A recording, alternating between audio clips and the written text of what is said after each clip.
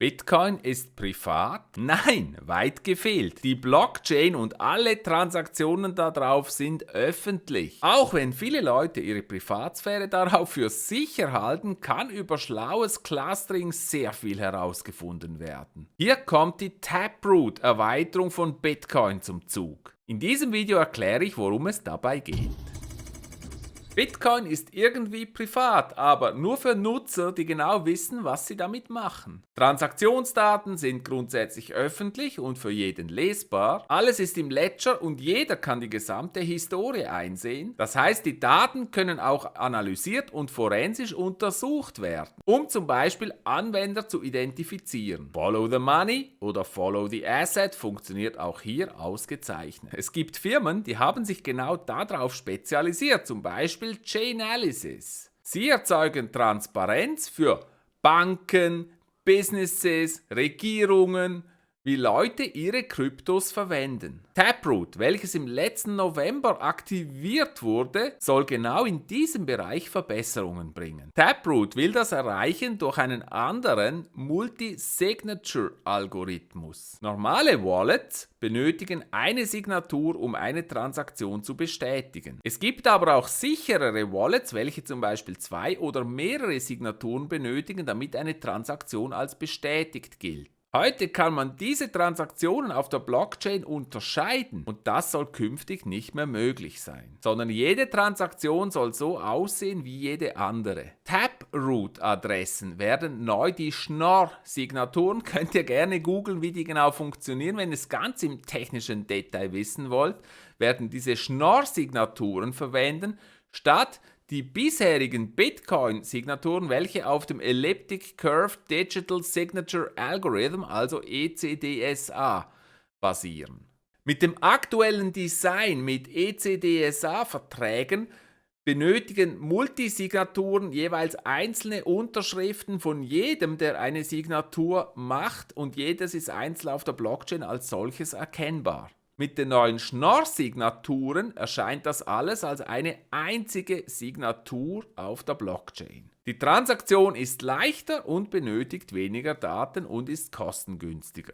Das erste, was Taproot also bringt, sind diese Schnorr-Signaturen für Multi-Signature, die nicht mehr unterscheidbar sind von Single-Signature-Transaktionen. Das erhöht natürlich die Privatsphäre. Protokolle wie Lightning Network oder CoinSwap hängen von sogenannten Hash-Time-Locked Contracts ab, also von gesperrten Verträgen. Diese Verträge sind derzeit auch sichtbar in der Blockchain und damit können diese Transaktionen unterschieden werden. Mit Scriptless Scripts ist es möglich, dass diese Vertragsinteraktionen jetzt auf der Blockchain genauso aussehen wie eine Single-Signature-Transaktion, also wie eine ganz normale Blockchain-Transaktion. Also Smart Contract Interaktionen jeder Art sollen nicht mehr unterscheidbar sein von normalen Transaktionen, ebenfalls natürlich durch die Schnorr Signatures. Der nächste wichtige Punkt betrifft das Lightning Network. Das Lightning Network ist der Layer 2 für das Bitcoin-Netzwerk und es erlaubt einfachere, kostengünstigere Transaktionen durchzuführen. Man kann also schneller und skalierbarer Payments in Bitcoin auf dem Lightning-Netzwerk erledigen. Hauptgrund dafür ist, dass die Kapazität mit Bitcoin limitiert ist. Ihr erinnert euch, alle 10 Minuten wird ein Block geschrieben und die Blockgröße ist limitiert. Das Problem dabei ist aber, dass wenn man so einen Lightning-Kanal öffnet, wird jedes Mal eine einzigartige Transaktion in der Bitcoin-Blockchain geschrieben, die man darin erkennen kann. Jede dieser komplexen Transaktionstypen sieht im Moment ein bisschen anders aus als eine normale Bitcoin-Blockchain-Transaktion. In diesem komplett öffentlichen Ledger sind sie also erkennbar. Und wie funktioniert das? Das Lightning-Netzwerk basiert auf einer Peer-to-Peer-Verbindung, also eine Verbindung zwischen zwei Peers oder Personen, hier in dieser Skizze.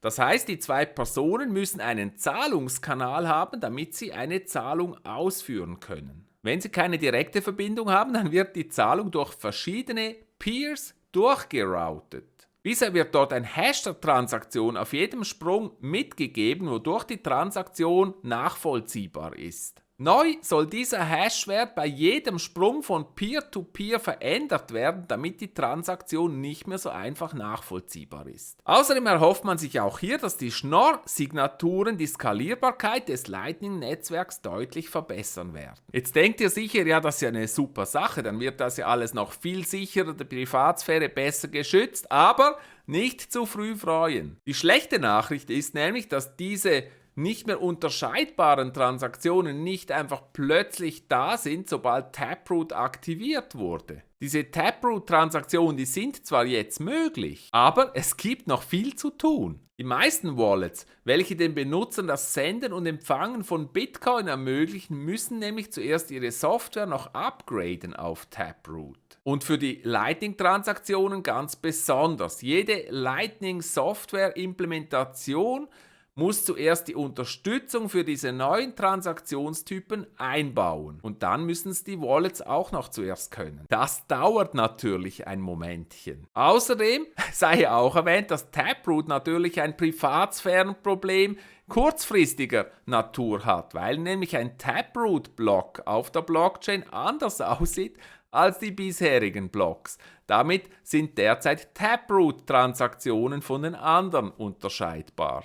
Und bisher sind weniger als 1% der Bitcoin-Transaktionen, die Taproot unterstützen. Das heißt, eine Taproot-Transaktion sticht im Moment ziemlich heraus aus der Menge der Bitcoin-Transaktionen im Netzwerk. Als Beispiel dazu die Adoptionskurve von Segwit Payments auf dem Bitcoin-Netzwerk. 2018 hier wurde Segwit offiziell ermöglicht und eingeführt. Kurz vorher hier die Adoption langsam gestartet. Und dann hat es tatsächlich bis Sommer 2021 gedauert, hier bis zum Beispiel die Blockchain.com Wallet Segwit auch unterstützt hat.